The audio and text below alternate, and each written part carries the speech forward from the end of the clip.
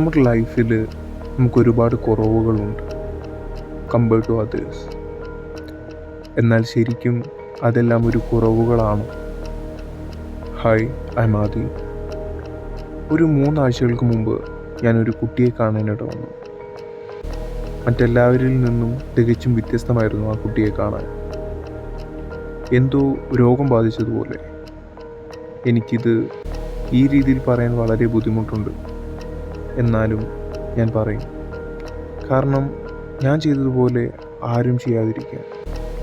അത് വേറൊന്നുമല്ല, ഞാൻ ആ കുട്ടിയെ കണ്ടതിന് ശേഷം വണ്ടി സൈഡാക്കി. ഒരു നിമിഷം ആലോചിച്ചു. എല്ലാവരും കൂട്ടം കൂട്ടമായി നടന്നു പോകുന്നു. ആ കുട്ടി മാത്രം തനിച്ചു പോകുന്നു. വിഷമം തോന്നി.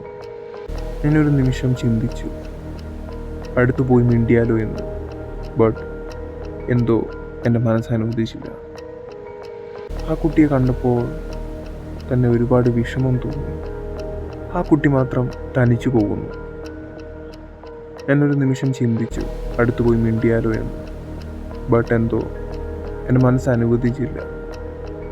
ആ കുട്ടിയെ കണ്ടപ്പോൾ തന്നെ ഒരുപാട് വിഷമം തോന്നി. ആ കുട്ടി എന്തൊക്കെ കളിയാക്കലുകൾ നേരിടുന്നുണ്ടാവും ആ ചെറിയ പ്രായത്തിൽ തന്നെ. ഏകദേശം ഒരു 5-6 ആ ഒരു ക്ലാസ്സിലായിരിക്കും ആ കുട്ടി പഠിക്കുന്നുണ്ടാവുക. വളർന്നു വരുന്ന സാഹചര്യം ആ കുട്ടിക്ക് അനുകൂലമായാൽ മതിയായിരുന്നു. അത് മറ്റൊന്നും കൊണ്ടല്ല, ഈ സമൂഹം അങ്ങനെയാണ്. എന്നാൽ നിങ്ങളങ്ങനെ ആകരുത്.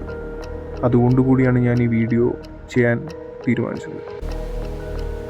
എല്ലാവരെയും പോലെയുള്ള ഒരാൾ, അതിൽ കൂടുതലായി അവരെ വേറൊരു കണ്ണുകൾ കൊണ്ട് നിങ്ങൾ കാണാൻ ശ്രമിക്കരുത്. എനിക്ക് വളരെ വിഷമം തോന്നി ആ കുട്ടിയെ കണ്ടപ്പോൾ. സംഭവം കഴിഞ്ഞ് ഇത്ര നാളായിട്ടും ആ വിഷമം അങ്ങ് വിട്ടു പോകുന്നില്ല.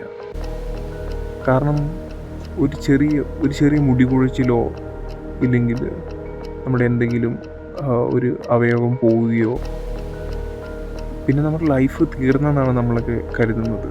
അങ്ങനെ ഇരിക്കെ വളർന്നു വരുന്ന സാഹചര്യത്തിൽ തന്നെ അവരങ്ങനെ ആയിരിക്കുമ്പോൾ എല്ലാ കുട്ടികളും തികഞ്ഞതാണ്. അവർ മാത്രം എന്തോ തികയാത്തതുപോലെ അവർക്ക് നല്ല ഫീലിംഗ് ഉണ്ടാകും.